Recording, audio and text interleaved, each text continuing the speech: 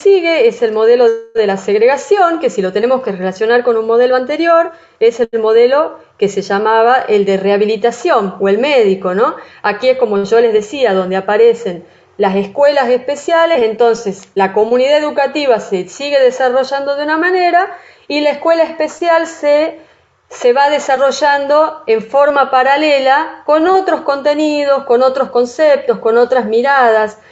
Entiéndase que también las escuelas especiales anteriormente, hoy la escuela especial tiene otro paradigma, ¿no? Hoy la escuela especial no está ubicada en esta cuestión de segregación. Yo les hago referencia a cuando surgen las escuelas especiales o cuando en los hospitales, por ejemplo, aparecen estos espacios de rehabilitación basados en la recreación y en el deporte. Entonces, las personas convencionales o personas sin discapacidad tienen sus actividades y las personas con discapacidad empiezan a tener un protagonismo, pero de manera paralela o de manera apartada a la comunidad, ¿no? Con respecto a lo que es el modelo de la integración, aquí sí ya las personas con discapacidad forman parte de la comunidad, pero en cierta manera siguen segregadas dentro de este gran modelo de lo que se denominó en algún momento la integración. Si acá nos ponemos a charlar un poquito sobre el concepto de integración, en Salta, cuando comenzamos a transitar el paradigma de la integración, las escuelas comunes o escuelas convencionales, antes de recibir a una persona con discapacidad, se hacía un diagnóstico, se hacía una evaluación y se veía si las personas tenían esta capacidad de poder convivir o de poder formar parte de una escuela convencional, ¿sí? Entonces, este modelo de integración que indicaba muchas veces que, por ejemplo, cuando hacíamos alguna salida al cine, muchas veces pasaba que a los chicos con discapacidad o a los estudiantes con discapacidad directamente a veces no se los invitaba o no se los invitaba a un campamento o no se los invitaba a una salida porque implicaba mucha complejidad poder incluirlo dentro de esas actividades, ¿no? Esto que nosotros vivimos en las escuelas también se fue dando en las comunidades, también se va dando en las comunidades, como les decía recién. Hoy el modelo de la inclusión dentro de la educación, que es a partir de la ley de educación nacional, se establece que personas con y sin discapacidad pueden formar parte de los mismos establecimientos educativos. La persona con discapacidad tiene derecho a elegir a qué escuela puede ir. Esto lo vamos a ver un poquito más adelante cuando hablemos de la Convención Internacional de los Derechos. Entonces la persona con discapacidad ya forma parte activa de las comunidades educativas, comunidades deportivas, de la comunidad social en sí misma, ¿no? Entonces aquí es donde a mí particularmente siempre se me presenta esto, ¿no? El primer desafío, que es la primera pregunta que yo me hago siempre, ¿no? Nosotros hoy por hoy tenemos una ley, tenemos derechos, hay una convención internacional, pero nosotros como docentes, como futuros docentes, en el caso de algunos de ustedes, como profesionales de la salud, como padres, como vecinos, siempre nos tenemos que preguntar qué lugar ocupan las personas con discapacidad, qué lugar la sociedad les otorga, qué lugar les permite ocupar, ¿sí? Si las sociedades, las comunidades están organizadas de tal manera para que las personas con discapacidad puedan tener una participación activa.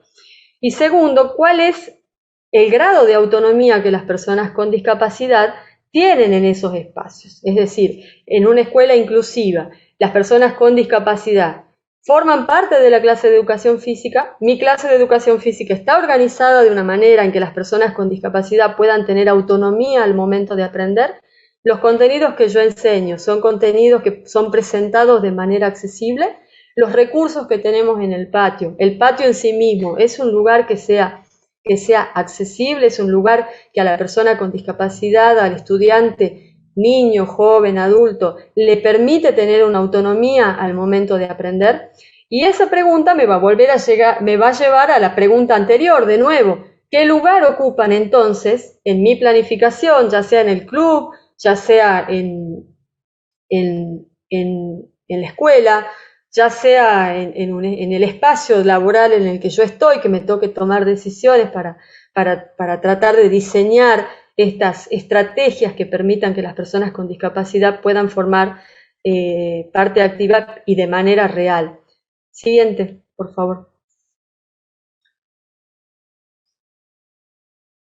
Con respecto a lo que es el término inclusión y accesibilidad, la inclusión, como veíamos hace rato, es un proceso que permite abordar y responder a la diversidad de las necesidades de todas las personas, no de las personas con discapacidad, sino de todos los seres humanos, a través de una mayor participación en el aprendizaje, en las actividades culturales,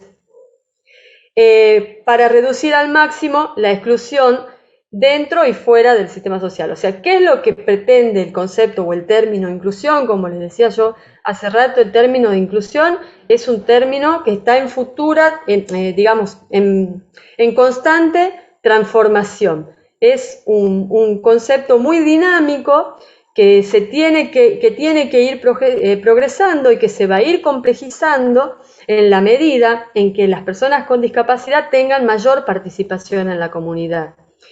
Este concepto implica cambios y modificaciones de enfoques, de estructuras y estrategias que están basadas en una visión común que nos contenga a todos.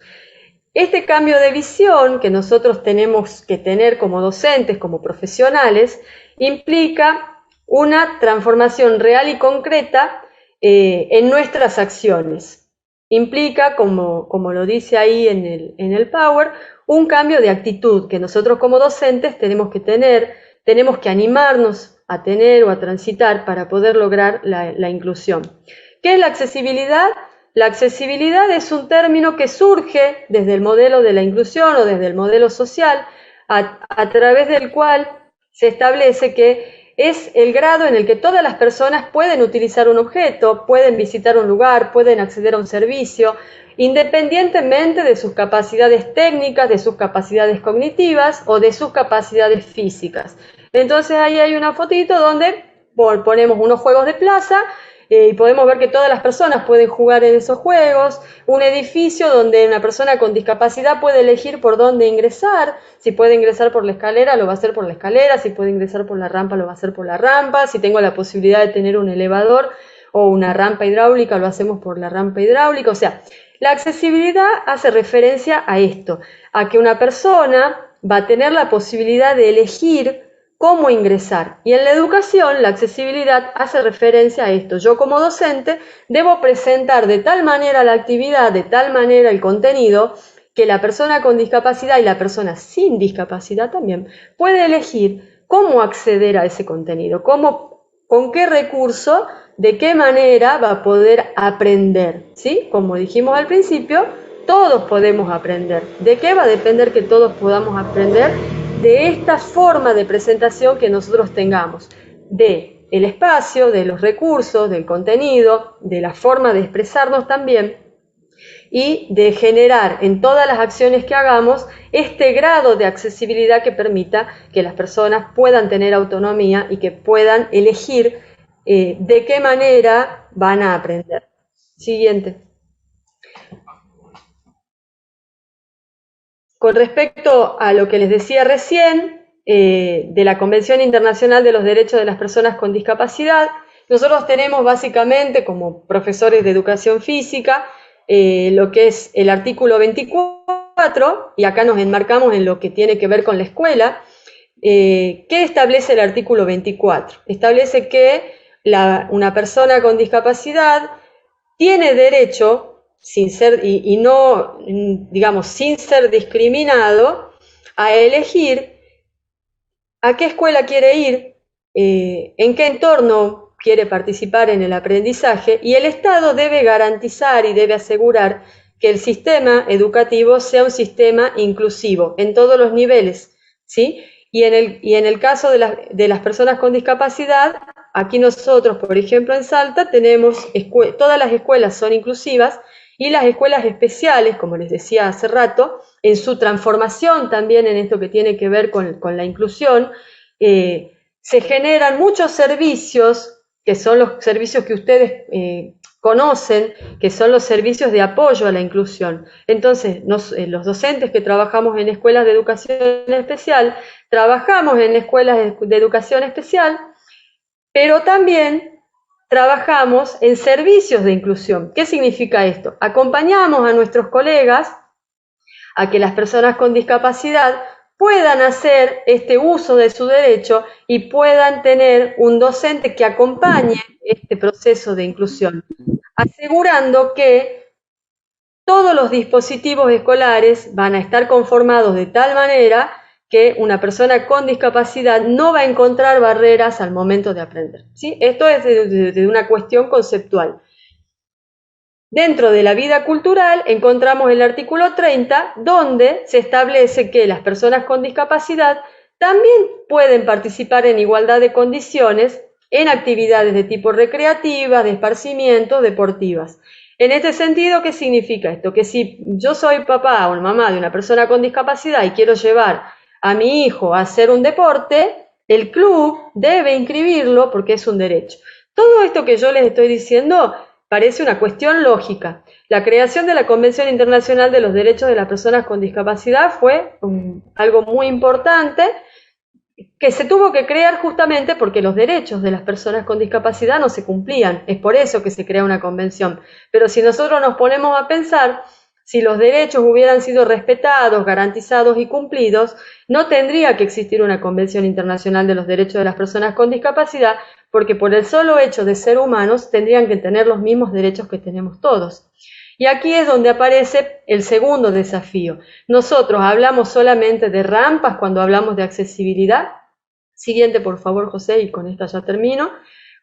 Nosotros, cuando hablamos de accesibilidad, ¿solamente pensamos en rampas o pensamos en todas las conductas que nosotros tenemos, que son estas barreras que a veces se nos presentan cuando una persona con discapacidad puede acceder o forma parte de la inclusión? Y ya para terminar, a mí me gusta mucho este término, ¿no? La diferencia que hay entre igualdad y equidad. Se habla mucho de la igualdad.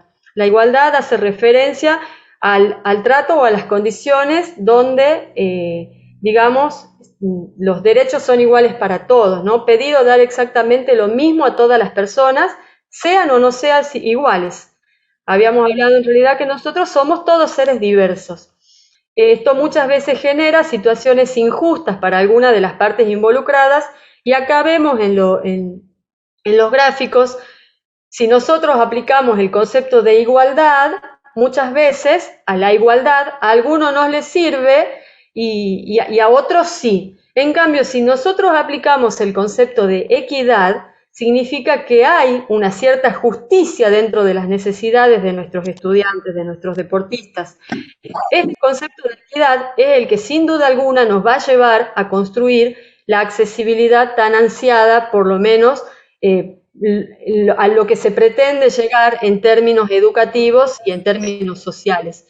Entonces, a mí me parece muy importante repensar algunos de estos conceptos y nosotros como profesionales repensar nuestras prácticas, nuestras miradas, nuestros prejuicios, preguntarnos y repreguntarnos todo el tiempo si lo que enseñamos de verdad son enseñanzas o contenidos equitativos o son contenidos igualitarios. ¿Qué significa? Yo enseño y el que puede aprender aprende y el que no puede aprender se queda en el camino, o yo cuando enseño un contenido busco esta equidad, busco esta justicia dentro del ámbito curricular para que todos tengan el derecho a aprender y para que yo como docente pueda garantizar el derecho a aprender, ¿sí? Así que bueno, esa era mi presentación. Lucho, ahí le cedo mi lugar a Gonzalo. Muchas gracias. Muchísimas gracias, colega María Fernanda Ante, muchísimas gracias. Creo que hay un montón de cosas para preguntarte, para indagar, yo, que ahora José lo va a presentar. Y en todo caso, como bien decías, pueden ir escribiendo en el chat o en el momento de intercambio al final podemos retomar específicamente algunos puntos. pero desde ya muchísimas gracias. José Contreras, ¿querés presentarlo a Gonzalo? Sí, Lucho. Bien.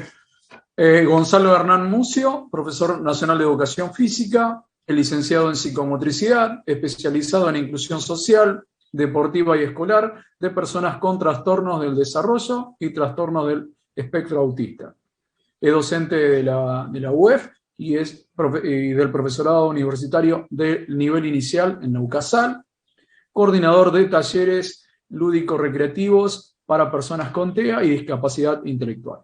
Bienvenido, profesor Gonzalo. Hola José, hola a todos y a todas, muy buenas tardes. Muchas gracias Fernanda por la presentación. Como decía Lucho, hay muchas cosas como para seguir trabajando y bueno, un poco lo que vamos a presentar ahora viene a, a ampliar un poco lo que Fer estuvo planteando y al mismo tiempo ya introducirnos en lo que es la educación inclusiva. ¿Estoy ya habilitado, José, para compartir? Sí, Gonzalo.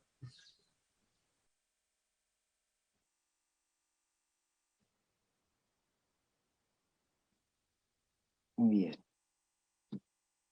Bien, ¿ahí se ve bien? Perfecto, Gonzalo. Sí, Muy bien. Bueno, como decía Fernanda, hay muchas cosas que cambiaron en los últimos tiempos y la educación no fue la excepción. Porque si nosotros pensamos que desde que se empezó a pensar en la educación inclusiva, en el término de escuela inclusiva allá en el año 1994 en Salamanca y que después con la convención ya promediando eh, los años 2000 y a finales de los años 2000 que se le da el carácter constitucional en la Argentina, estamos frente a un proceso que es nuevo. Es nuevo en toda su dimensión, es decir, es nuevo para los que estudiamos hace mucho tiempo, es nuevo porque nosotros no solo no manejábamos esta terminología, sino que aparte, como decía Fernanda, crecimos bajo otros paradigmas y nos formamos en otros paradigmas. Eh, entonces, el desafío, los nuevos desafíos que tiene la educación física frente a esta mirada de la educación inclusiva es repensar, como primera medida, repensarnos nosotros, repensar nuestras prácticas y repensar en esto de los modelos que coexisten, ¿sí? ¿En qué lugar, primero, en qué lugar estoy? ¿Desde qué lugar partimos para revisarnos y para poder ver qué cosas deberíamos, desde lo que vayamos transitando, ir acomodando, ¿sí? Nosotros vamos a trabajar con algunos autores que yo voy a presentar, que si bien no hablan puntualmente de la educación física, hay autores que fueron los que plantearon este nuevo paradigma de la educación inclusiva. ¿Sí? Mel Ainscough es un catedrático británico y fue uno de los pioneros junto con Booth en trabajar estos términos y son los que en algún modo empezaron a ver, no solo a pensar qué sucedía con este tipo de educación, sino ver qué respuestas también podían ofrecer, ¿sí? Para que se produzcan estos cambios, ¿sí? Entonces, lo que plantea Ainscough es justamente esto, este nuevo gran reto al que nosotros nos enfrentamos, porque pensar en una escuela inclusiva es pensar en una escuela, él dice, de todos y para todos. Como decía Fernanda, una escuela inclusiva, incluir no solo a la persona que presenta diversidad funcional, incluir a cada una de las personas que están adentro de la escuela, ¿sí? Por lo tanto, el término ya no solo lo vamos a utilizar en aquellas personas, ¿sí? que tengan diversidad funcional, sino en toda la comunidad educativa en general, y ahora vamos a ir hablando un poquito de a qué hablamos cuando nos referimos a la comunidad educativa, ¿sí? Lo que plantean estos autores es justamente cambiar con este término de necesidades educativas especiales para poder pensar una educación inclusiva. Y para esto, lo que ellos plantean son tres dimensiones, ¿sí? Como para poder evaluar nuestras prácticas. Nosotros vamos a tratar de enfocar todo esto a lo que podría llegar a ser una clase de educación física. Y Y puntualmente, en esta mirada que ellos plantean, es evaluar distintas áreas para ver si la educación inclusiva verdaderamente se está llevando a cabo este proceso, ¿sí?, de inclusión sistemático, ¿sí?, que va a intentar, ¿sí?, eliminar barreras, se está llevando a cabo. Entonces lo que ellos dicen es, hay tres áreas que nosotros tenemos que evaluar. Por un lado, el acceso. ¿Qué es el acceso? El acceso es que todas las personas verdaderamente puedan estar y puedan permanecer en una escuela, por ejemplo, o podría ser en un club, o podría ser, por ejemplo, en una colonia de vacaciones, ¿sí? Pero que puedan permanecer, que verdaderamente puedan acceder y estar. Por otro lado, lo que ellos plantean es, bueno, que se tiene que dar un aprendizaje. Es decir, si yo tengo una persona en el modelo de integración, en donde está dentro de mi clase de educación física, pero llegado a fin de año, yo no puedo evaluar qué tipo de aprendizajes tuvo, ¿sí? Evidentemente ahí la inclusión no se llevó a cabo de la mejor manera. Siempre que alguno de estos tres áreas, que están todas relacionadas entre sí, no se esté dando, quiere decir que hay algo en nuestra práctica que tenemos que revisar para que verdaderamente sea exitoso el proceso de inclusión.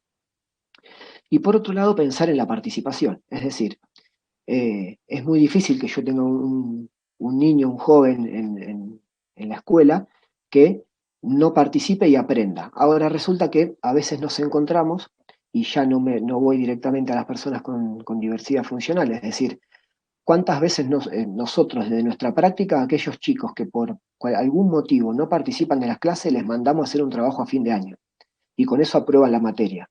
Entonces, ahí la pregunta sería, bueno, ¿participaron de la clase? No. ¿Qué aprendizaje se llevaron realmente de educación física? Porque accedieron, estuvieron. Ahora, hubo otros dos áreas que tal vez no se desarrollaron de la mejor manera, y a raíz de eso, donde los autores dicen, bueno, o sea, si alguna de estas tres no se da y no está garantizada dentro de nuestra práctica, la educación, o sea, nuestra propuesta no es inclusiva, ¿sí? Y desde la trayectoria vemos muchas veces que tenemos niños hoy en día adentro de un montón de escuelas y sin embargo no están garantizados algunos de estos aspectos. Entonces, este disparador, de ahora en más, para revisar nuestra práctica, ¿sí? Tienen que estar ahí como muy, muy presentes. De qué manera se relacionan para ver cómo llegamos a fin de año y cómo garantizamos que los aprendizajes, dijimos, todos podemos aprender. Bueno, veremos ahora de qué manera y qué tipo por ahí de condiciones necesitamos para garantizar esta accesibilidad. Entonces, otro profesor de la Universidad de Barcelona, perdón, de la Universidad Autónoma de Madrid, Echeita, plantea tres dimensiones. Cuando hablamos de barrera, algo importante para mencionar, las barreras van a ser todos aquellos, ¿sí? Todas aquellas situaciones, características, ¿sí? que se presenten que van a limitar, ¿sí? el acceso, el aprendizaje o la participación de las personas con diversidad funcional, en este caso porque estamos hablando de ellas, en cualquier ámbito social o educativo. Entonces, dentro de las barreras, generalmente vamos a encontrar barreras arquitectónicas, de comunicación, de accesibilidad, metodológicas, ¿sí? Y organizativas, que son como las generales. Pero enfocados al punto de vista educativo, lo que hace Echeita es decir, bueno, enfoquémonos en lo que sucede en nuestros establecimientos escolares. Y para eso vamos a plantear qué suceden en estas tres dimensiones. Él plantea la primera, que es la cultura escolar. La cultura escolar está relacionada a las creencias, los valores y las actitudes que toda la comunidad escolar presenta. Cuando se plantea en el índice de la educación inclusiva, INSCO, lo que plantea es analizar a toda la comunidad escolar. Entonces, hablar de cultura implica hablar de los alumnos, de los docentes, de los directivos, del que cocina, del transporte y de todas las familias que forman parte de la cultura escolar. ¿Por qué? Porque muchas veces las barreras están por parte de las creencias que nosotros tenemos o de las actitudes que tomamos frente a la inclusión. Es decir, como aún escuchamos muchos profesores que por ahí plantean que estos alumnos por X motivo no aprenden, no tienen que estar ahí, tienen que participar en otros espacios y no en una clase, en una escuela convencional. Creemos que ellos no van a poder, sobre todo los que trabajamos por ahí en autismo, que es como a veces donde se presentan muchos desafíos de todos los índoles, no solo por ahí desde lo motor, sino desde la comprensión, desde la relación y demás. Hay como mucho mito, mucha estigmatización con estas personas, ¿sí? Pero muchas veces también estos valores o estas creencias o estas barreras están presentes por parte de la comunidad educativa y por parte, perdón, de los propios docentes o de los alumnos y muchas veces también por parte de las familias. Cuando nosotros empezamos a trabajar la educación, la inclusión, tenemos que hacer parte a toda la comunidad en su totalidad, porque a veces son los padres los que dicen no quiero que mi hijo esté en una situación con una persona con diversidad funcional. Bien. Por otro lado, plantea el funcionamiento de la institución, es decir, bueno, acá entran la dirección, los equipos que están adentro, distintos tipos de coordinaciones de educación física, coordinaciones de gabinetes, ¿sí? Coordinaciones pedagógicas, cómo los recursos que nosotros tenemos los vamos a distribuir, esto que decía Fernanda. Bueno, una barrera puede ser el mismo espacio, es decir, a veces, no sé, puedo tener un playón y puedo tener una cancha de pasto.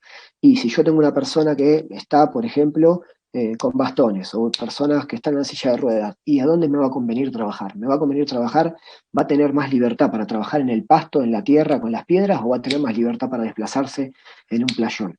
Bueno, cómo vamos a organizar y cómo vamos a distribuir esos recursos, ¿sí? Tanto materiales como recursos teóricos, capacitaciones, ¿sí? Formaciones, espacios de charlas, espacios de revisión de nuestras prácticas, ¿sí? Van a estar, pueden en estos casos ser barreras para el funcionamiento general. Y por último, lo que él plantea es, bueno, las prácticas en el aula, que en nuestro caso la vamos a enfocar en el patio. ¿Cómo organizo mi enseñanza? ¿Sí? ¿Qué tipo de clima de la clase yo busco y genero? ¿Cómo evalúo a mis alumnos? Sigo en esta matriz queriendo homogeneizar a todos y que todos tengan que rendir a fin de año los 10 minutos, o voy a poner el foco en lo que cada uno, desde dónde partió cada uno para ver a dónde llega. ¿Qué tipo de relaciones personales yo voy a hacer? ¿Sí? Voy a generar entre mis alumnos. ¿Sí? Las mismas barreras a veces pueden ser algunas cuestiones tradicionales que nosotros tenemos, porque fuimos criados así, en donde buscamos, no sé, por ejemplo, aquellos momentos en donde hacemos prendas o aquellos momentos en donde aquel que no hizo lo que se esperaba, lo ponemos a bailar, a cantar o nos reímos todo de él porque no le salió. Bueno, a veces eso que está relacionado también con nuestras actitudes, ¿sí? Pero que muchas veces forma parte de la metodología de nuestra enseñanza y del clima que yo genero, no nos estamos dando cuenta que sin querer, a veces, estamos generando este tipo de situaciones en donde nosotros mismos ponemos una barrera, porque ante una persona que se le dificulte, lo último que voy a querer hacer es participar de un lugar en donde encima que me cuesta, cuando no me salga, voy a quedar en ridículo delante de todo el mundo. ¿Sí? Bueno, estas son las tres dimensiones sobre las que nosotros podemos reflexionar para ver a dónde puede estar, ¿sí? Las dificultades, a dónde están más marcadas las barreras, para ver de qué manera nosotros podemos trabajar para revertirlas. Acá, volviendo a la imagen que planteaba Fer, ¿sí? Lo que plantean estos autores es, por un lado, el proceso de inclusión se va a tratar de suprimir barreras, pero al mismo tiempo también, porque si no, siempre mirando las dimensiones anteriores nos quedamos, bueno, esto no se puede, los otros no me dejan, el espacio, los materiales, pero al mismo tiempo hay una buena noticia, que es que para que todos podamos aprender necesitamos ofrecer apoyos. ¿Qué son esos apoyos? Aquellos facilitadores que me van a permitir a mí crear estos andamiajes que le permitan a las personas poder garantizar, o sea, que me permitan garantizarle a las personas tanto el acceso como la participación, como los aprendizajes. Entonces, frente a esta imagen, como decía Fernanda, planteando el tema de la equidad, vamos a pensarlo en relación no solo a la equidad, sino a la libertad también. Es decir, en un primer momento, ¿sí? Una persona, en el primer gráfico que vemos, si esta persona, perdón, no, claramente no está pudiendo acceder. En el segundo, nosotros le ponemos una rampa para que acceda, ¿sí? Y hay una persona en el medio que también está parada sobre dos bancos. Al parecer, estarían todos participando ahí. Ahora, tanto la persona que está arriba de los dos cubos como la persona que está arriba de esta rampa no tiene la plena libertad de acción como si tiene el que está parado sobre el piso. Entonces, pensar nuestras prácticas también nos desafía a ver qué tipo de libertad, ¿sí? No solo ya desde el punto de vista de la autonomía, sino pensar esto en la participación. ¿Qué lugar le voy a dar para que pueda participar verdaderamente, ¿sí? Esta persona? Y para que pueda participar, nosotros necesitamos garantizarle, ¿sí? Apoyos para que pueda libremente elegir, para que pueda libremente llevar adelante distintas prácticas dentro de nuestra clase. Ahora bien, vamos a pensar este concepto, ¿sí? De diseños universales para el aprendizaje, que parte de lo que eran los diseños universales que surgen en relación a la arquitectura, ¿sí? Y los diseños universales van a ser aquellas estrategias que nosotros pensemos para que todos los niños, ¿sí? O niñas en este caso, o jóvenes dentro de una institución escolar, ¿sí? Puedan participar, ¿sí? Ahora, pensar en diseños universales no quiere decir que todos tengan que hacer lo mismo. Quiere decir que todos tienen que tener la posibilidad de acceder al aprendizaje, de participar y de poder estar en el lugar. Es decir, el pensar en la educación inclusiva no es solamente que la persona esté. Pensar en la participación y pensar en la educación inclusiva es que las personas asistan a un lugar que tienen ganas, que les da placer, que disfrutan, donde se sienten acogidos, donde sienten que verdaderamente son parte de. Bien, entonces, pensar en estos diseños universales, ¿sí? Nos lleva directamente a revisar la articulación entre el currículum y las propuestas metodológicas que nosotros hagamos. Bien, los juegos que yo hago, si yo me lo pongo a pensar, ¿son para todos en nuestra práctica? ¿Son para todos todas las propuestas que yo planteo? ¿Todas las personas que están incluidas en mi clase participan de la misma manera ante mis propuestas? ¿Cómo equilibro mis propuestas en relación a la demanda de mi grupo? Y acá no necesariamente nos tenemos que ir a pensar en personas con diversidad funcional, tenemos que pensar nuestra práctica. Y ahora vamos a ver por qué les digo esto, porque cuando nosotros pensamos en la educación inclusiva, lo que tenemos que hacer es pensar que tenemos un doble impacto en nuestras acciones. Por un lado, con las personas con diversidad funcional, pero por otro lado, con aquellas personas que al parecer no presentan diversidad funcional, ¿sí? Pero que si nosotros pensamos que la educación es una herramienta transformadora y nosotros lo pensamos al futuro, lo que tenemos que hacer es trabajar con nuestros alumnos para que identifiquen la importancia de la inclusión. Entonces, no me tengo que quedar solamente en la inclusión de una persona, tengo que ir más allá, ¿sí? Y ahí volvemos a los valores. ¿Qué tipo de valores yo voy a transmitir? Entonces, para pensar, cuando yo organizo mi clase, vamos a pensar que los apoyos vamos a tener dos tipos de apoyo, ¿sí? Los apoyos que van a ser universales, que vamos a apuntar siempre a que sean para todos y para todas las personas que están participando del espacio. Y por otro lado, tenemos ya que pensar en apoyos específicos para aquellas personas que por ahí requieran, ¿sí? Algún tipo de característica ya más puntual para poder participar del espacio. Entonces, la idea ahora es como mencionar algunos facilitadores que nosotros podemos identificar como para poder trabajar en la clase de educación física. En primer momento el espacio, ¿sí? El espacio, el lugar en donde yo estoy, ¿es agradable para todos y para todas las personas que están dentro de mi clase o dentro de mi propuesta? Eh, por ejemplo, cuando hablamos del espacio tenemos que pensar en, vamos a poner distintos ejemplos. Una persona que tiene, por ejemplo, hipersensibilidad auditiva, ¿bien? Y de repente estoy haciendo educación física en un salón. Ese lugar, ese espacio, es el mejor para que esa persona verdaderamente pueda participar y se sienta cómoda. Si encima de eso yo estoy tocando el silbato todo el tiempo, ¿estoy favoreciendo a que esa persona pueda participar? Bueno, cuando yo distingo a la persona que tengo enfrente, al grupo que tengo enfrente, siempre que pueda y siempre que tenga la posibilidad, tengo que pensar que los espacios donde desarrolle la clase sean espacios, ¿sí?, accesibles para cada una de estas personas. El lugar a donde vamos o nos trasladamos, tengo una persona que está en una silla de ruedas, bueno, el transporte que nos lleva, ¿está preparado para transportar a una persona en silla de ruedas o no? O tenemos que andar haciendo malabares y tenemos que sacarla, cargar a esta persona entre cuatro, subirla en el asiento, desarmar la silla, cargarla. Digo, ¿qué posibilidades le damos?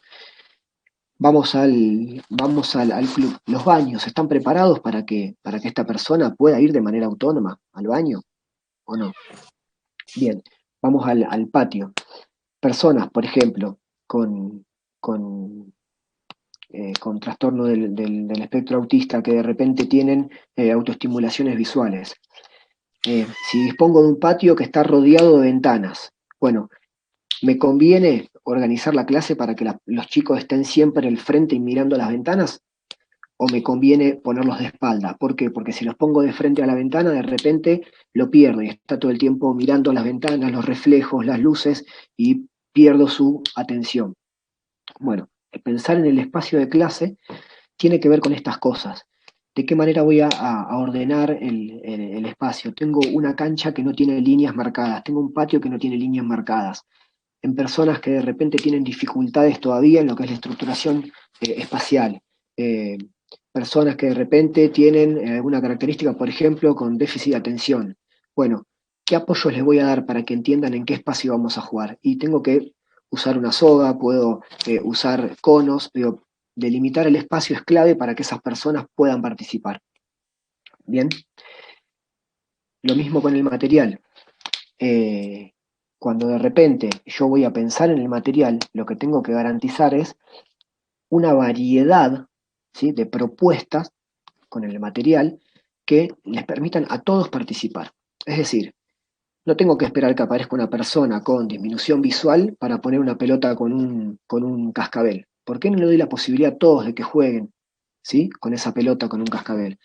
¿Por qué no le puedo dar la posibilidad a todos de que jueguen con esa pelota, de repente con un palo de hockey, tomando todos los recaudos, haciendo un circuito con los ojos vendados? Obviamente tomando todas las medidas de seguridad, pero digo, el material que yo utilice tiene que garantizarle a todas las personas que van a poder realizar esa actividad.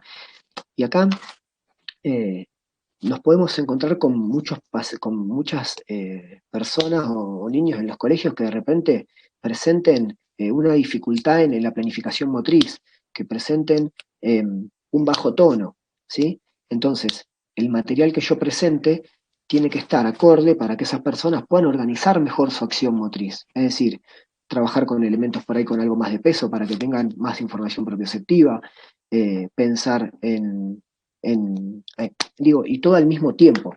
Es decir, generalmente, ¿qué hacemos? Agarramos la bolsa con pelotas y hoy trabajamos solo con pelotas. Mañana agarramos la bolsa con bolsitas de arena y trabajamos solo con bolsitas de arenas. Bueno, la idea de pensar en que el material sea accesible tiene que ver con darle para el que se sienta mejor con una pelota un poco más pesada, darle la pelota más pesada. Con aquel que se sienta mejor, más cómodo con una pelota más liviana, presentar una pelota más liviana.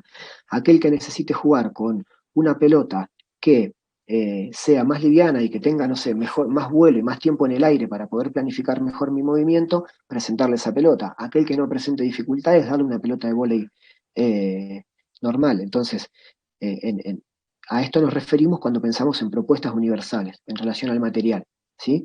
Eh, Otro facilitador que nosotros tenemos, que podemos utilizar, tiene que ver con trabajar con grupos reducidos, es decir, sobre el grupo que yo tengo 30, bueno, poder no pensar la clase en el mismo espacio en donde todos estén haciendo todo lo mismo, es decir, todo una pilladita en donde uno o dos corran a los 30 por la mitad de la cancha. Por ahí si yo divido la cancha en cuatro, divido el grupo en cuatro, ¿sí? Aquellas personas que, por empezar, por ejemplo, que no sean tan rápidas y se puedan agrupar con alguien que esté en su misma posibilidad, tal vez sea más motivante pensar en una propuesta lúdica de esa característica que si estoy en un lugar en donde siempre nos tocan a los mismos, o por el contrario, los rápidos se tocan siempre con los rápidos y los lentos muchas veces quedan afuera del juego. Entonces, pensar cómo organizar el espacio, dividiendo, por ejemplo, el patio en cuatro y armando grupos reducidos, da la posibilidad de que cada uno verdaderamente pueda participar y pueda aprender en función de lo que cada uno puede hacer. Y generalmente lo que sucede es que los grupos se arman por afinidad, y esta afinidad me garantiza que la persona quiera participar de ese grupo y quiera participar de la propuesta. Bien, volvemos a lo mismo. Si voy a dividir el grupo, si voy a dividir el espacio, delimitarlo bien, con aquellas personas que presenten más dificultades en la organización espacial o en esta cuestión de respetar los límites espaciales, bueno, más aún tengo que trabajar con ellos, marcando el lugar donde esas personas van a tener que estar, siendo claro, ¿sí? Y al mismo tiempo, el hecho de trabajar en grupos reducidos me permite por ahí hacer juegos más complejos con reglas más complejas. ¿Bien? ¿Por qué? Porque no tengo que estar pendiente de 30 estímulos que están corriendo. Tengo que estar pendiente de 5 o 6, entonces me puedo concentrar más en lo que se está esperando de mí en el juego. Cuando de repente el grupo es muy numeroso, me pierdo y no sé tal vez todo lo que tengo que hacer.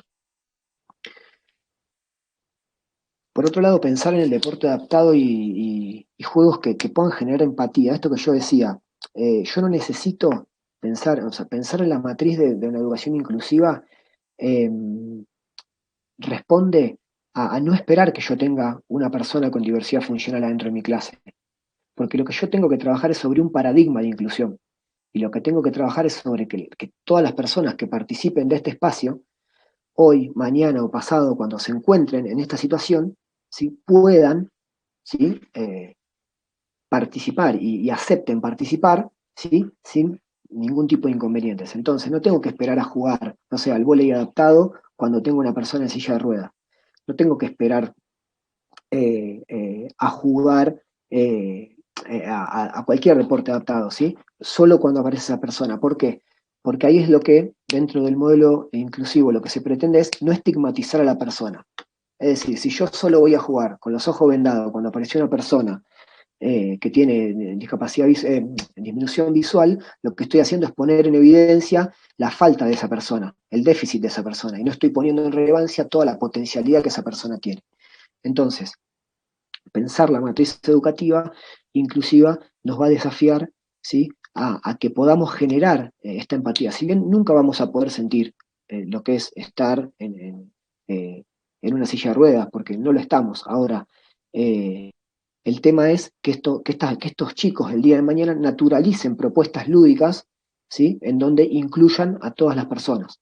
Porque el día de mañana pueden ir a un parque y si nosotros desde la escuela podemos generar estas propuestas lúdicas inclusivas, ¿sí? No va a ser tan difícil porque para ellos sumarse o sumar a alguien a un juego, porque la idea es podemos divertirnos igual o, o, o verdaderamente la voy a pasar bien, no necesito jugar solo a lo que yo sé, ¿sí? Eh, Cuando hablamos de las consignas y de las propuestas que hagamos, en relación a las consignas Profe tenemos que ver Gonzalo, nosotros. Sí, tenemos 5 minutos, profe. dale, ya cierro, ya voy cerrando. Gracias. Cuando pensamos en las consignas y en las propuestas, también tenemos que identificar, hay muchos alumnos que nosotros tenemos que tal vez están presentando dificultades en la comprensión, ¿sí? Pero si nunca hablamos con la maestra o no hablamos con el gabinete, difícilmente podemos ver qué pasa que no responde nunca y no se suma al juego y no está entendiendo lo que está pasando. Bueno, porque hay muchos chicos que de repente pueden tener dificultades en la comprensión. Y por ahí a veces nosotros lo vemos que están corriendo entre medio de todos y bueno, para nosotros están, pero no sabemos, no tenemos la certeza de que verdaderamente estén entendiendo.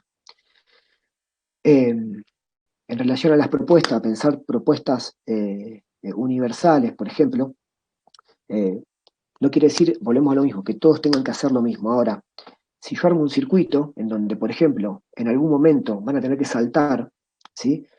Si yo pongo una valla únicamente y tengo una persona con silla de ruedas, esa persona claramente no va a poder pasar por ahí. A veces, ¿qué hacemos a los costados? Bueno, vamos a pasar por el costado.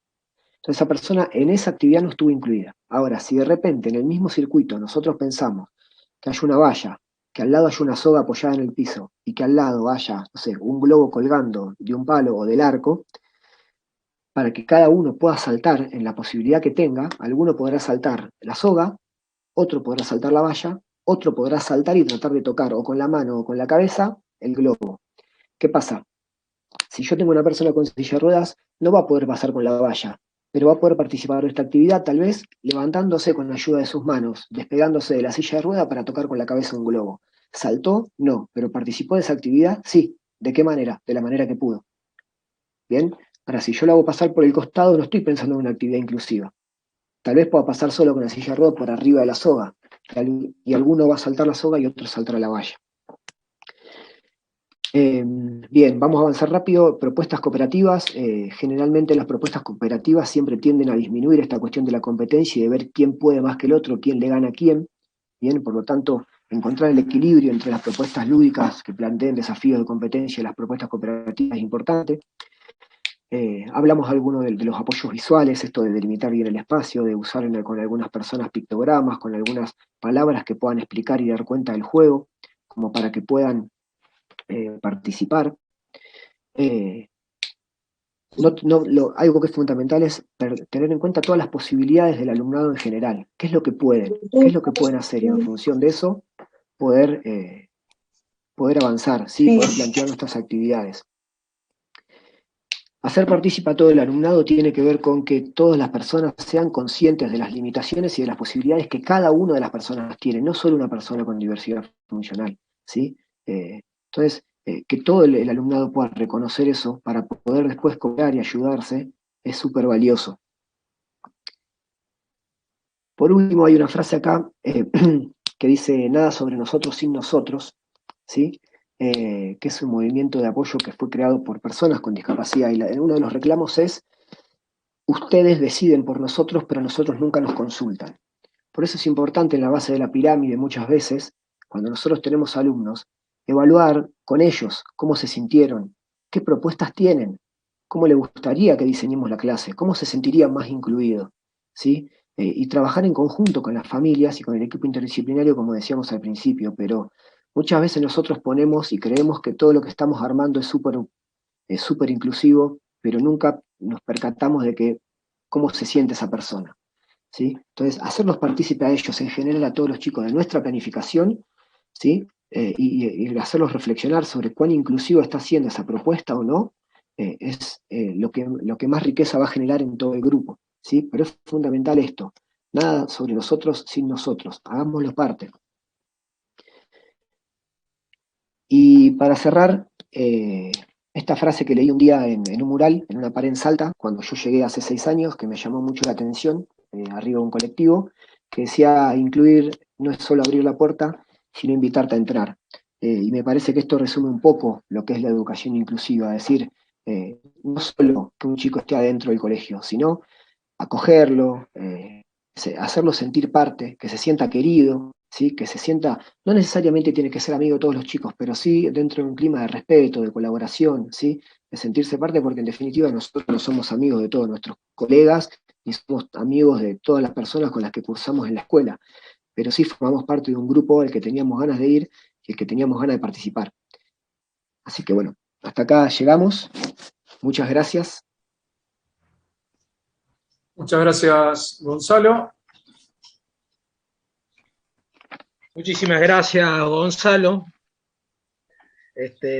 Tengo la suerte de compartir contigo cátedras y volverte a escuchar y escuchar ese posicionamiento y esa claridad. La verdad que entusiasma muchísimo. Seguramente habrá comentarios y preguntas y aportaciones, así que vamos a continuar.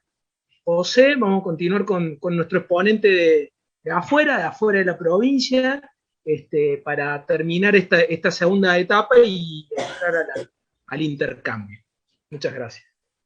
Muy bien, vamos a continuar con José Luis Bonato Nas, profesor de Educación Física, licenciado, psicopedagogo, diplomado en transformadores sociales, técnico y facilitador de deportes alternativos y adaptados, coach de la selección argentina de Cadavi, facilitador del juego y lo social, miembro de Olimpiadas Especiales, voluntario de básquet en silla de ruedas de Río Gallegos, jugador desde la óptica lúdica, y de ahí lo que guste José. Eso. Bienvenido, José Nas, un gusto tenerlo acá en la mesa. Bueno, ante todo, buenas tardes a todas, a todos, y a cada uno, por supuesto. Y realmente la propuesta y presentación de María Fernanda, como la de Gonzalo, muy puntual, muy enriquecedora, ¿no? O sea, desde el punto de vista mío, que hace años que trabajo dentro de lo que es la discapacidad y demás, y bueno, calculo que para el resto también ha sido muy buena, así que felicitaciones. Lo mío va a ser sin presentación de PowerPoint, ¿no? Como bien dice PowerPoint, puntos fuertes, puntos importantes, eso los irán anotando ustedes de todo lo que dijeron los chicos hasta recién, más lo que podamos sumar en este breve espacio a compartir, que lo importante es poder construir en conjunto, ¿no? Arranco con mi trabajo en educación con discapacidad en el año 78, con las primeras Olimpiadas Especiales, es donde empiezo a conocer todo ese mundo y donde me apasiono, y de ahí en adelante sigo trabajando, buscando formas de poder mejorar en esto que hoy se habla con estas palabras, ¿no? En aquella época directamente era esconderse, ¿no? Recordemos que, como planteó Fernanda, arrancan los deportes y las actividades físicas como rehabilitación, como reconocimiento con el tema de los que volvían de la guerra con diferentes problemáticas de lesiones medulares, ¿no? Empiezan a arrancar los deportes y las actividades recreativas para compensar, por supuesto visto como héroes y demás, ¿no? La problemática en Argentina cambia porque arranca mucho desde la polio, ¿no? Algo que era muy contagioso, muy complicado, entonces ya no estaban vistos como héroes, sino como algo perjudicial. Entonces Argentina tuvo que levantar un vínculo con respecto a eso que duró mucho tiempo, ¿no? Ver una persona que babeaba, ojo, cuidado, que te puede contagiar y demás. O sea, tenemos toda una trayectoria desde lo social bastante complicada, que por suerte y por el trabajo de muchos colegas y demás, ¿no? Fuimos llegando a esto que explicaron ellos, tanto Gonzalo, con todas estas diferentes formas de ver esta forma de inclusión, no solo en lo escolar, sino en lo social, ¿no? Pero para todo esto tenemos que puntualmente ser nosotros quienes, en primera instancia, poder empezar a transformarnos, a repensarnos. Yo vengo de un profesorado, como dicen muchos, los dinosaurios que se recibían de profesor en 3 años, ¿no? Hoy el profesorado está en 5 y medio, ¿no? Con un montón de cuestiones, lo nuestro era más lo deportivo, y son puntos que la educación física ha tenido, porque la educación física, muchos que la quisieron conformar como ciencia, han estado buscando cuál es el cuerpo de estudio de la educación física, qué es lo físico propiamente dicho, los beneficios orgánicos, la parte deportiva, la parte vincular, la parte recreativa, la parte competitiva. Estamos en muchos aspectos de la educación física. Entonces, cuando planteamos esto de vernos ante situaciones de poder incluir, empieza el repensarse, desde dónde nos posicionamos con la educación física. ¿Cuál es el objetivo que tenemos como profe de educación física, como docente en el aula, ¿no? Como estudiante? ¿Cuál es el objetivo que nos ponemos por delante? Teniendo en cuenta, en primera instancia, personalmente lo digo, ¿no? Primero, ver con qué alumnos, en esta situación. Cuando vino la Ley Federal de Educación, la primera instancia que empiezan a hablar de integración por el año 90, tuve la posibilidad de ser capacitador en la provincia de Santa Cruz. Duré muy poco porque no quería hablar de integración. Yo hablaba de un proyecto que era conocer, aceptar y compartir, ¿no? Que para mí es fundamental, conocer a la persona, poder conocer a la persona y sus potencialidades, para poder aceptar la situación. Y una vez que acepto, puedo compartir. Entonces, en esa instancia, no solo hablando de problemas con personas con discapacidad o demás, sino con cualquier persona en general. O sea, esto que decía Gonzalo, ¿por qué no trabajar los sentidos sin la necesidad de tener a alguien no vidente, a alguien con problema de audición, sordo o hipacúsico? ¿Por qué no trabajar en el orden del silencio con todo el espectro autista? Por supuesto que no podemos pedirle que todos conozcan las realidades de la educación en general, pero sí podemos conocer las realidades del ser humano en general. Tener una presentación más de lo afectivo, más desde una educación desde el afecto, desde lo vincular, para poder decir sí, todos se sienten parte de una clase. Entonces, ¿puedo trabajar todos los sentidos? Claro que lo puedo trabajar. ¿Puedo hacer un recorrido olfativo, auditivo, con los ojos vendados, como bien se planteaba? Y hago todo un recorrido en el cual me voy a ir guiando por olores, por sonido, en vez de estar mirando constantemente, que es uno de los sentidos más utilizados, el de la visión, ¿no? Comúnmente, cuando trabajamos a ojos cerrados, empieza la angustia, a ver qué va a pasar, quién está al lado y demás. Es uno de los sentidos más potentes, ¿no? Y cuando nos acostumbramos a trabajar con los ojos cerrados, encontramos un montón de nuevas sensaciones en actividades y demás. Pero para todo este hacer, ¿no? Que es lo que yo planteo y traigo ejemplos al respecto, uno tiene que estar presente, uno tiene que ser parte de esa actividad que está llevando adelante, ¿no? Como bien dicen, para poder jugar hay que estar dentro del juego, no alcanza con decir a qué van a jugar o a qué van a participar, sino ser parte. ¿Por qué? Porque es la forma en darnos cuenta quién está realmente jugando o quién está sufriendo en ese estar ahí, que no me vayan a pasar la pelota porque yo no tengo la fuerza en la mano para sostener esa pelota, y si estamos atentos a que se le cae una vez, se le cae dos veces, cambiemos la pelota, vamos a una pelota más grande, más liviana, pero tenemos que estar atentos en eso, y para estar atentos tenemos que estar en la clase, tenemos que ser partícipe y revernos y sentirnos, ¿no? En esto que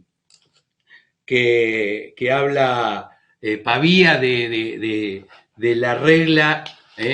La regla no tiene que ser igual, la regla puede ser desigual, la regla puede permitir en el juego cambiarla, no para decir, bueno, vos porque sos más débil, tirá de acá adelante, o como hacía yo con los chicos en básquet, el que le pegaba al tablero valía 1, el que le pegaba al aro valía 2 y el que embocaba valía 3. Entonces estaba en la posibilidad de un festejo, de tirar para arriba y que pegaran el tablero y ya ser parte del tanteador de ese juego, ¿no? Entonces, era facilitarle y decir, vos porque sos débil le tirás al tablero o tirás de más cerca. No, era buscar a través de ser pródigo y decirle, ponete las pilas, que te estoy facilitando, pero esforzate, porque si no, no tiene sentido. No te voy a bajar más el aro, ni mucho menos. O sea, hacer entender y al resto de que la idea era jugar y no ganar. Es muy difícil cuando nos mantenemos dentro de las estructuras de los deportes convencionales, y en esto soy parte de un movimiento de deportes alternativos y adaptados, que vamos trabajando y vamos buscándole la vuelta a un montón de cuestiones, donde facilitamos a través de deportes que son más accesibles a todos. El otro día, sin ir más lejos, cuento experiencia, me invita el Ministerio de Asuntos Sociales de la provincia a hacer una serie de deportes que se pudieran llevar adelante dentro de la situación en la cual estamos todos, ¿no? Con esto de la pandemia y demás. Dentro de los juegos y deportes que presento el kimball. El kimball es el único deporte donde juegan 3 equipos en cancha, pelota de 1,20 m, 1,40 m de grande. Es maravilloso porque puede jugar un chico de 10 años con el abuelo de 90 dentro del mismo equipo, en silla de ruedas,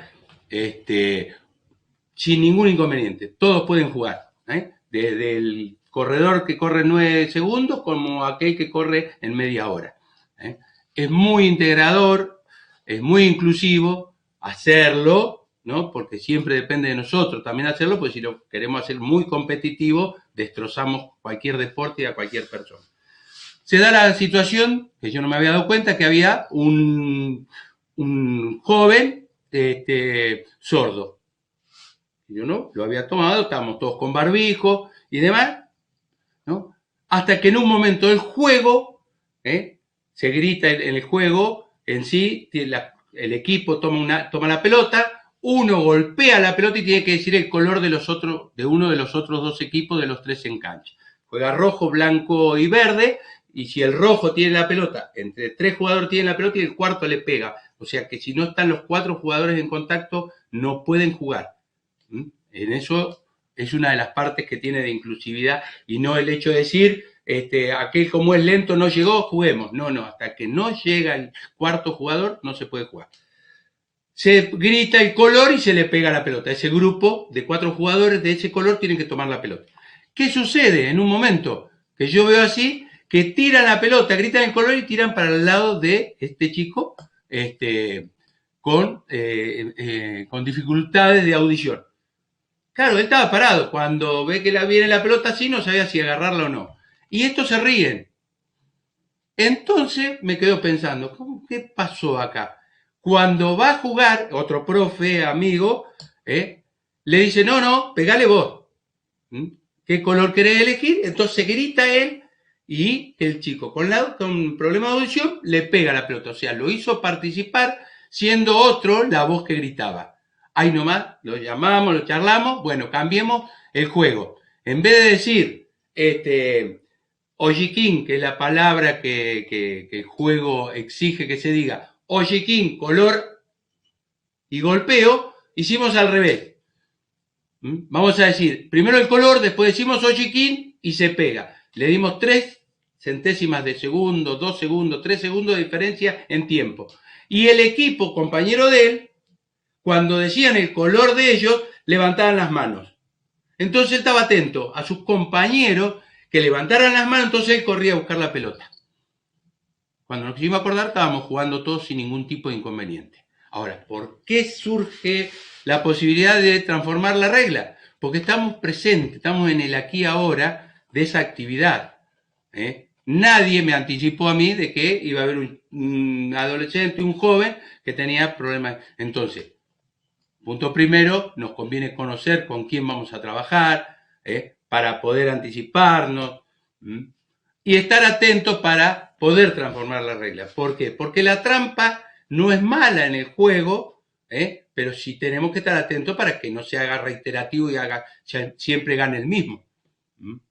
¿Por qué? Porque va a buscar artilugios para poder ganar. Está bárbaro. Busque todos los artilugios para poder ganar, todas las técnicas, todas las tácticas que quiera. Ahora, yo tengo que estar atento.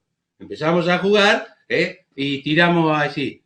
Y claro, y yo tengo más fuerza, tiro más lejos. Podemos tirar más lejos, podemos tirar...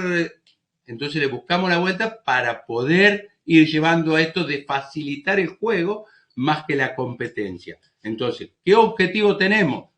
en la educación física o en las otras áreas con respecto a los alumnos que vamos a tener. Que aprendan, perfecto. Aprender significa arrancar desde lo que no sé, no de lo que no sabe, por decir, tengo al lado a Magic Johnson o tengo al lado al jamaiquino que corre en 9 segundos los 100 metros, y entonces, bueno, tenemos que llegar todos juntos. La evaluación es llegar todos juntos, es imposible. Pensar que hay gente que entrena durante 4 años, y los anteriores, pero está entrenando 4 años para llegar a un Juego Olímpico sabiendo que no va a ganar. Sabiendo ya de que no va a ganar. Está entrenando para ir a un Juego Olímpico sabiendo que no va a ganar. Porque lo tiene a los 3 jamaiquinos, esos que son una luz, pero va pensando de que él está en 10 segundos y lo va a hacer en 9.9. Entonces él es el que se supera. Y la evaluación con respecto a lo que nosotros quisiéramos, con respecto a los alumnos, tendría que ser con respecto a cada alumno en sí y su mejoramiento en la actividad que proponemos. Actividad que tiene que ser, como bien decía Gonzalo, participativa. Participativa en el sentido de que vamos a ir buscando la forma de que todos jueguen. En ese sentido, nosotros vamos aprendiendo, y eso es fundamental.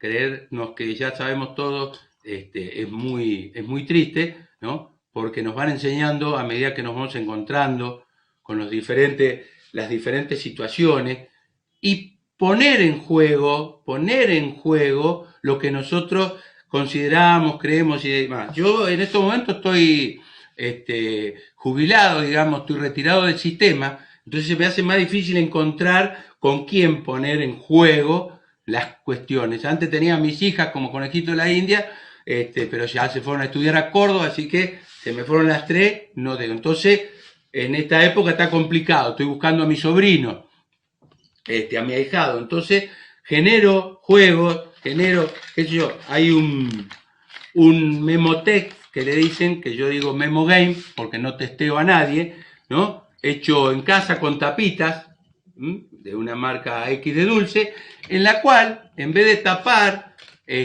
muñecos, ir destapando figuras para ver, ¿no? Cambié y le pegué adentro, ¿no? En este caso son semillas de soja, cuadriculado, ¿no? Para trabajar todo lo que a nivel tacto. Entonces, ¿es para trabajar, es para que jueguen gente no vidente? No, es para que trabajen el tacto. Aquella persona no vidente lo puede jugar también. ¿Por qué? Porque tiene esa posibilidad, que es lo que por ahí planteaba, soy reiterativo, ¿no? Con los chicos anteriormente, Gonzalo, que decía, no esperes a que te toque algo, alguien con alguna dificultad para empezar a trabajar sobre esa dificultad. Podemos trabajarlo de antes.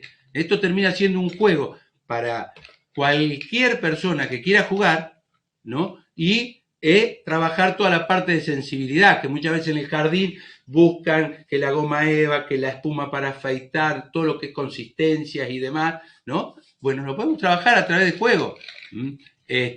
El tiro con dardo. El tiro con dardo estuve practicando yo el lanzamiento de dardo para ciegos, ¿no? Que se está llevando a cabo. Un deporte que se adaptó para que lo puedan jugar personas no videntes.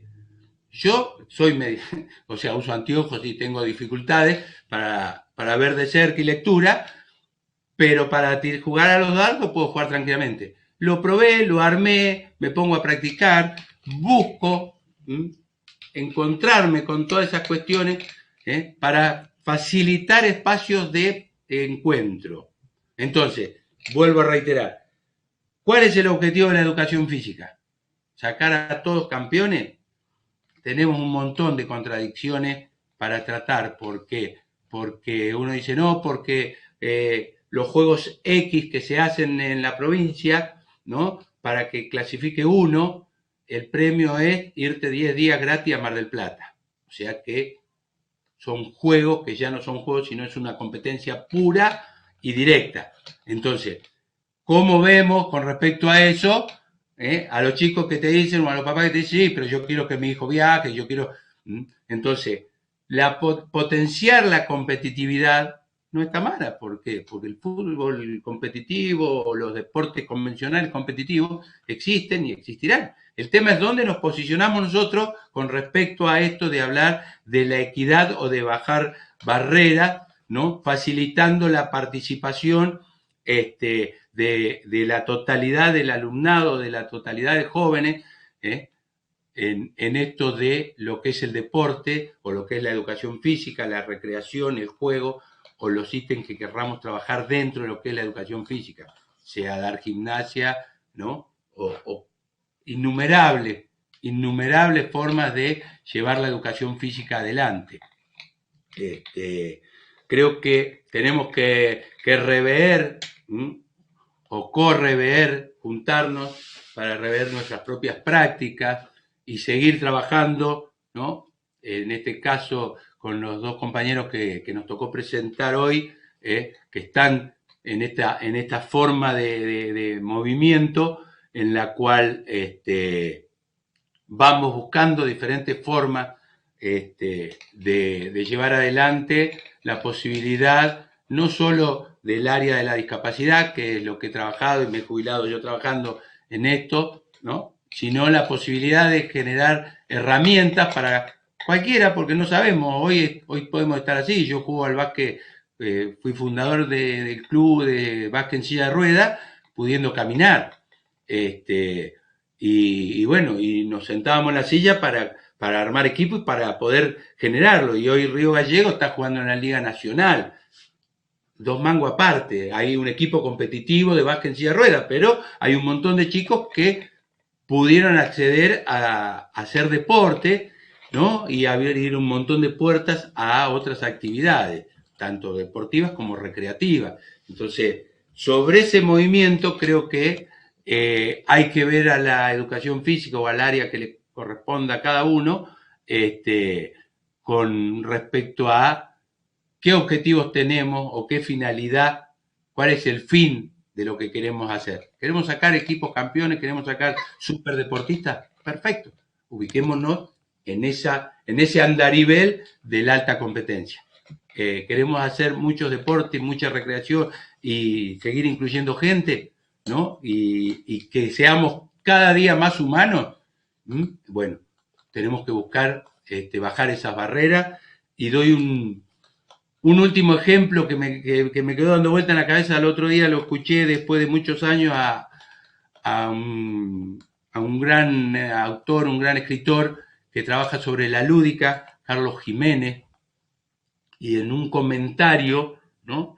Que me dejó recontra pensando, dice, en los años, al principio del siglo XX, 1920 por ahí, un censo mostraba que todo el personal carcelario de Colombia era analfabeto o con mínimos estudios de primaria, ¿no? A principios de este siglo, fines del siglo pasado, se vuelve a hacer ese censo y resulta que hay un 60-70% de la población carcelaria que son técnicos y universitarios. ¿Qué estamos enseñando? ¿Qué estamos enseñando?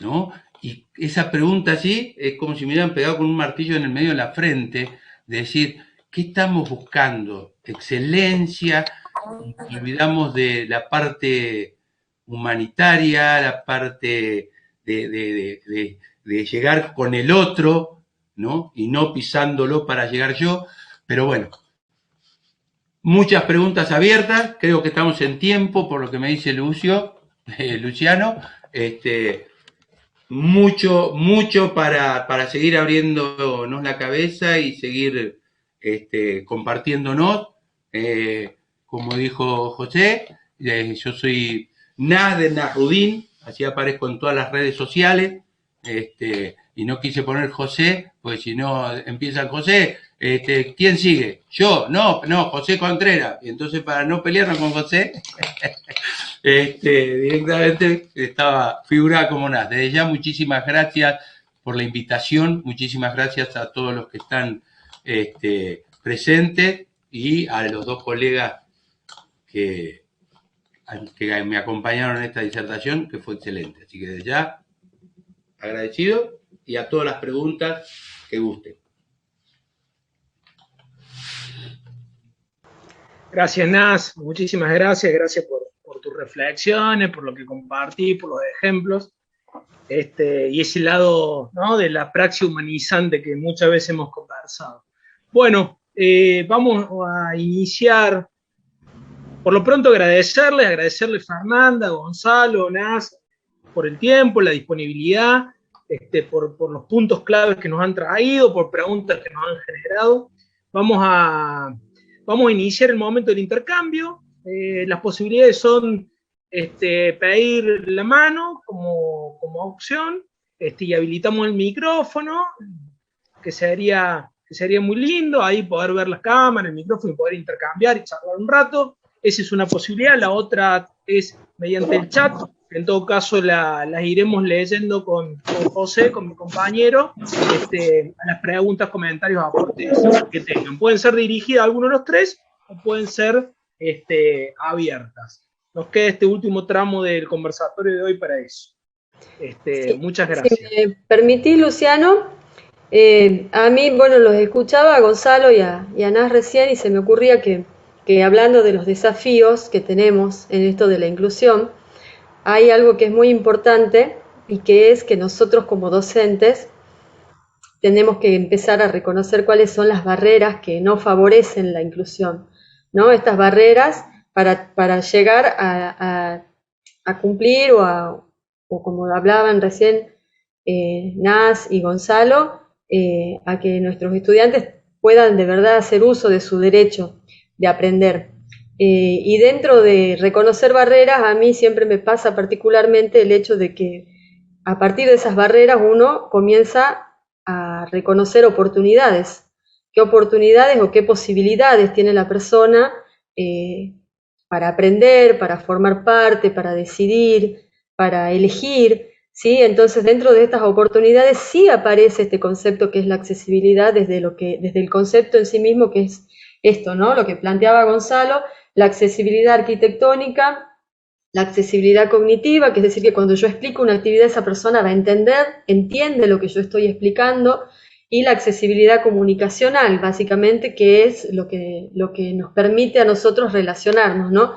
Que a través de la accesibilidad comunicacional yo pueda ser clara y pueda verdaderamente entenderme con el otro. Había estado hablando por chat con Cristian Díaz, que él es un futuro profesional de educación física, y que bueno, él nos iba a contar un poquito cómo fue su formación, ¿no? Cristian, si estás por ahí, con esto que hablamos básicamente, ¿no?, de lo que es la accesibilidad, la inclusión. Cristian es una persona con parálisis cerebral que está a punto de recibirse de profesor de educación física. Buenos días, mi nombre, como ya dijo la profesora, es Cristian y estoy cursando el último año de la carrera de educación física. Y bueno, mi comienzo, yo tengo una discapacidad que se llama hemipalegia derecha, miembro inferior y superior, y yo elegí esta carrera gracias a mi secundaria. Yo soy de Tierra del Fuego. En el último año de mi secundaria teníamos que hacer pasantía y yo elegí la pileta municipal para enseñar a chicos con discapacidad. Y allá conocí un gran profesor que se llama Sergio Crosetti, de Tierra del Fuego, y él me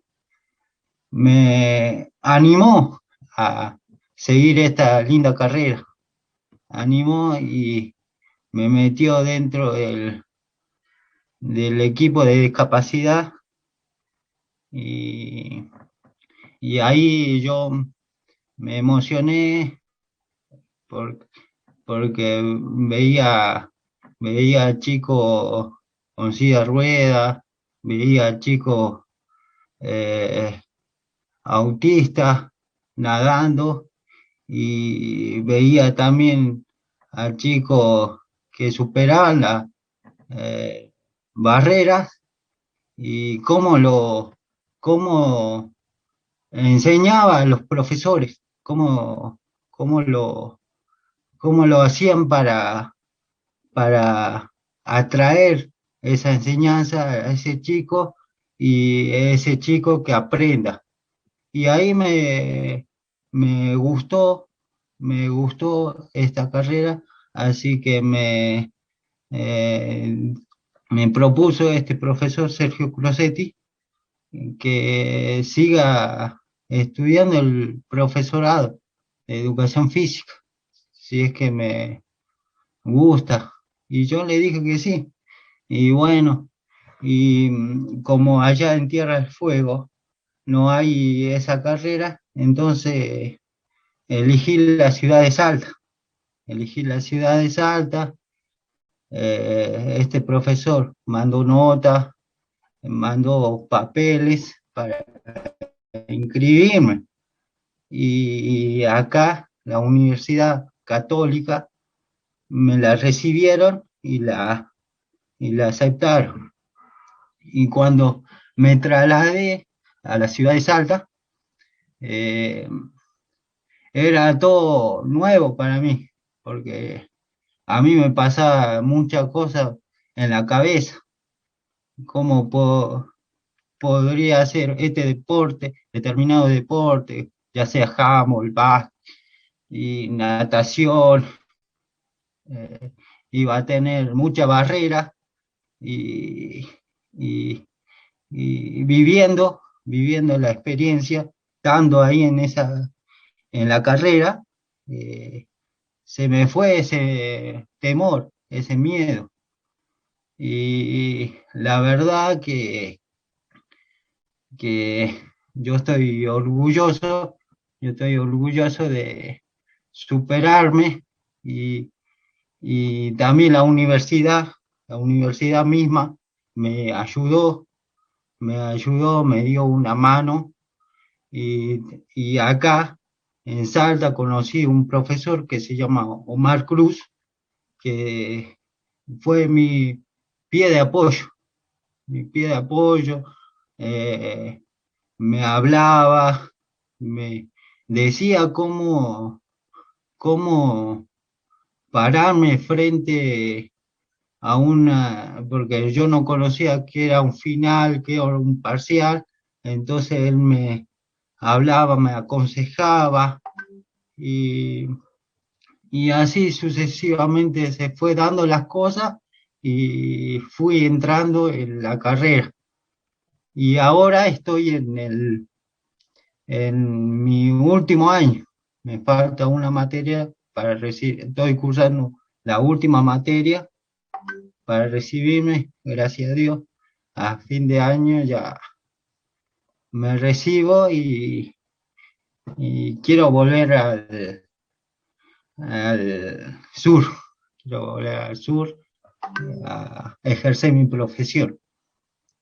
Y en el transcurso de estos 4 o 5 años, estuve, estuve laburando, porque yo en las vacaciones me iba a Tierra del Fuego, y de Tierra del Fuego me asentaban en las colonias de discapacidad.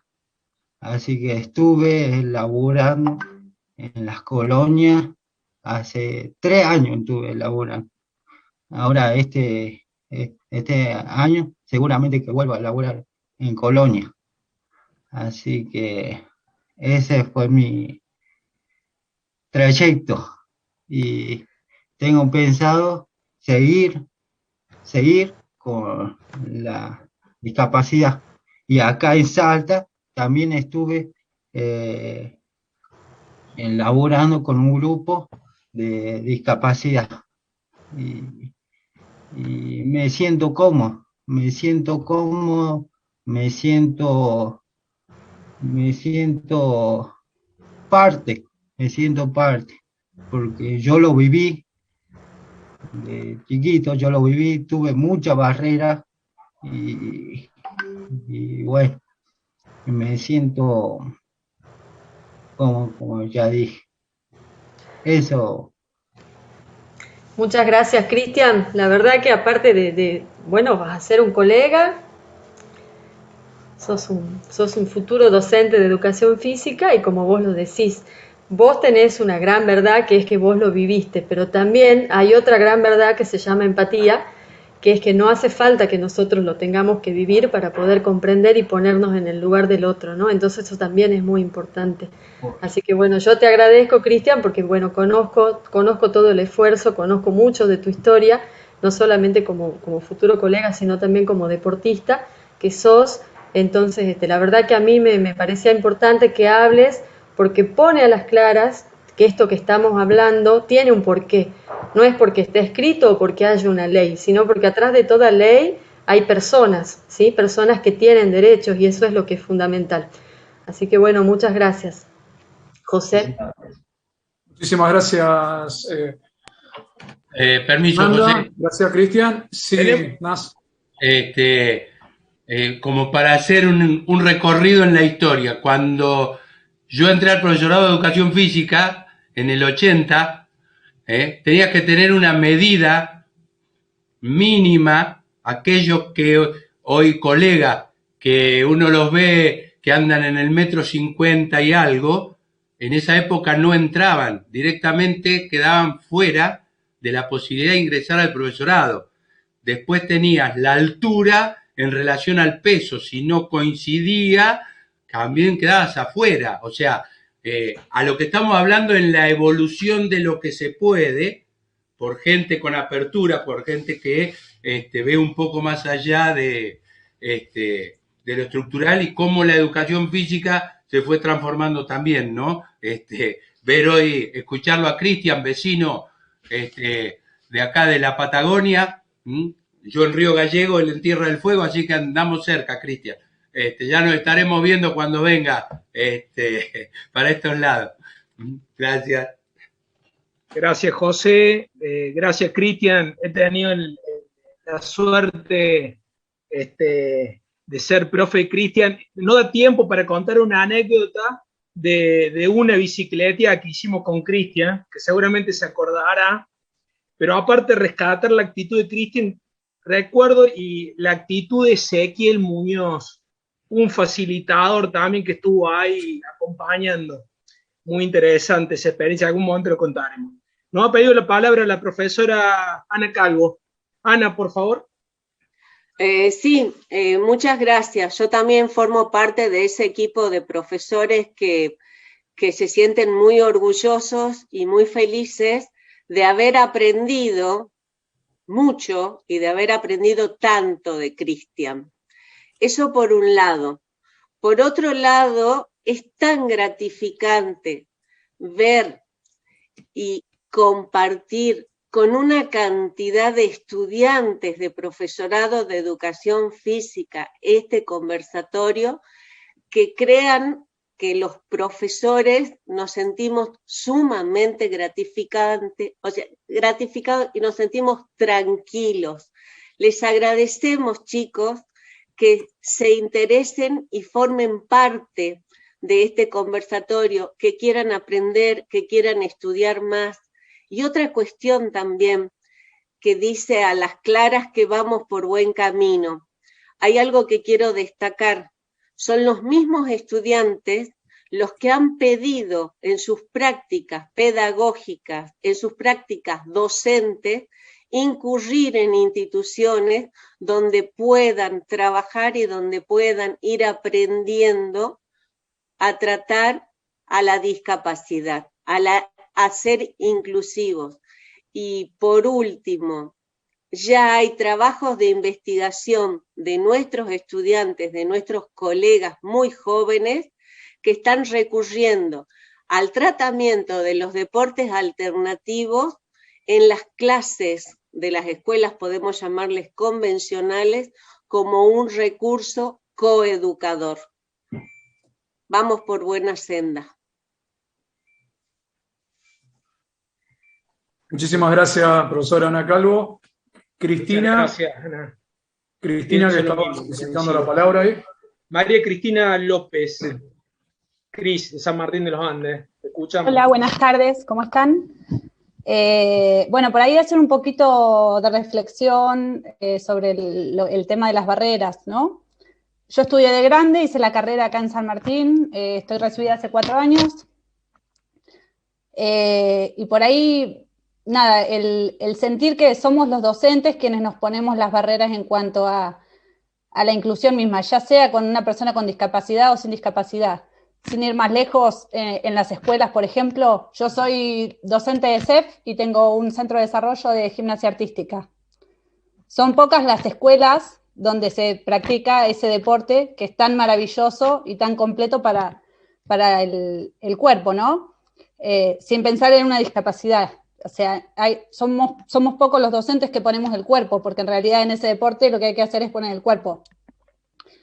Yo estuve a cargo los últimos 3 años antes de la pandemia de un grupo de discapacidad de la colonia de acá San Martín, que nos propusieron hacer un grupo. Hicimos un grupo que contaba de 3 ejes.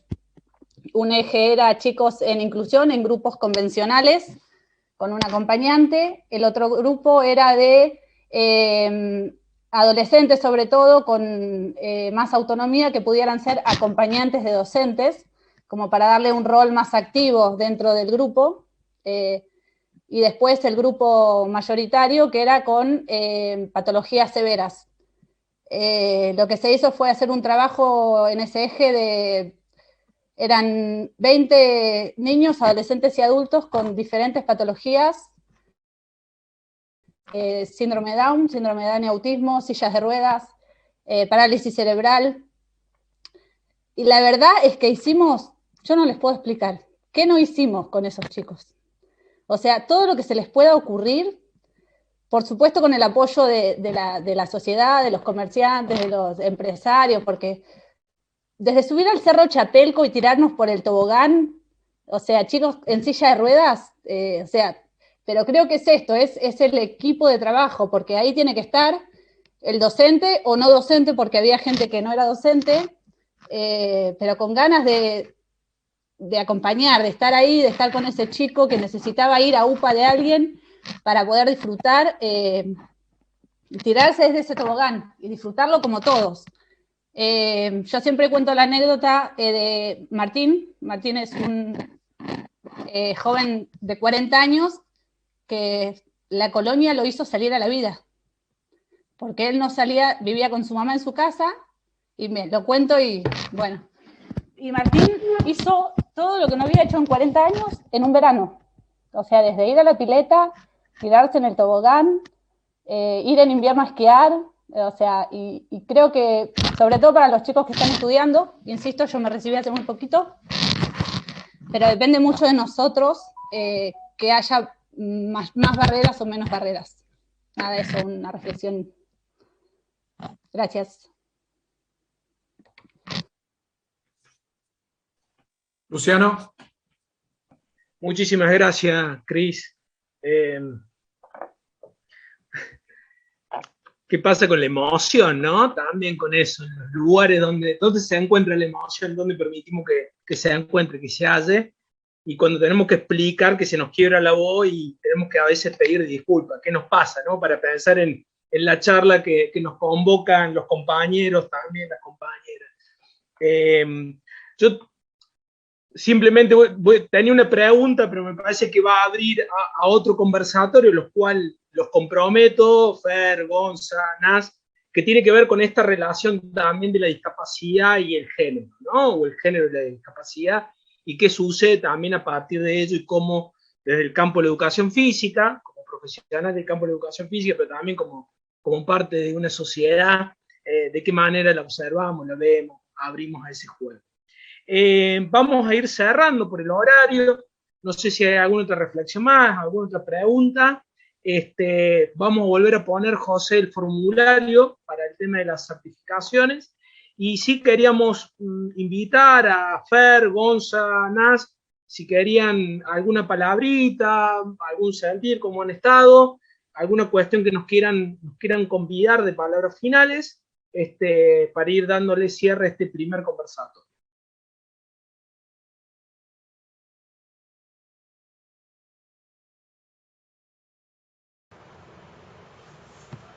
Bueno, yo, si me permiten, me parece a mí que es muy importante, me parece que para comenzar, que si bien ya lo hacemos hace mucho, pero bueno, el público se renueva.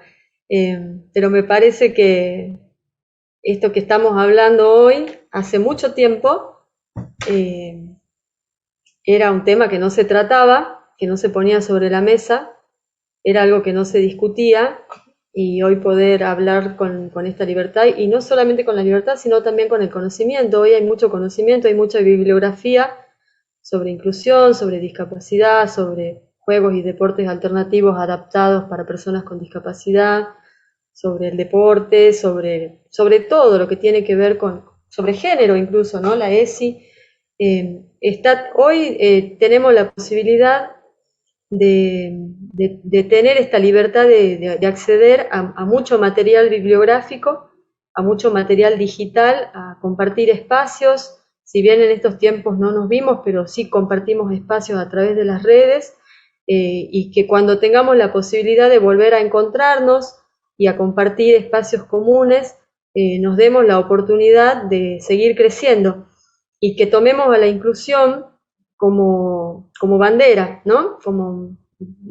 Básicamente yo me dedico a esto, entonces para mí es mi bandera la inclusión de las personas con discapacidad, no solamente desde el deporte para mí es una excusa.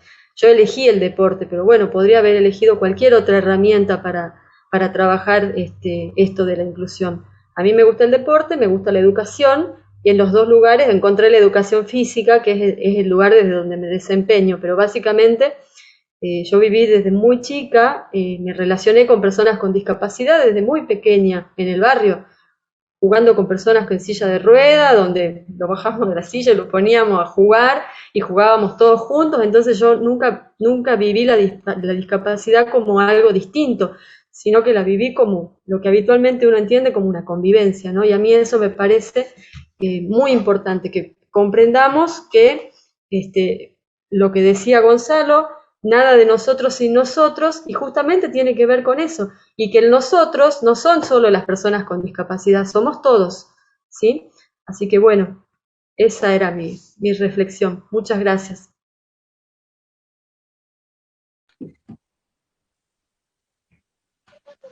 Gonzalo, Nas.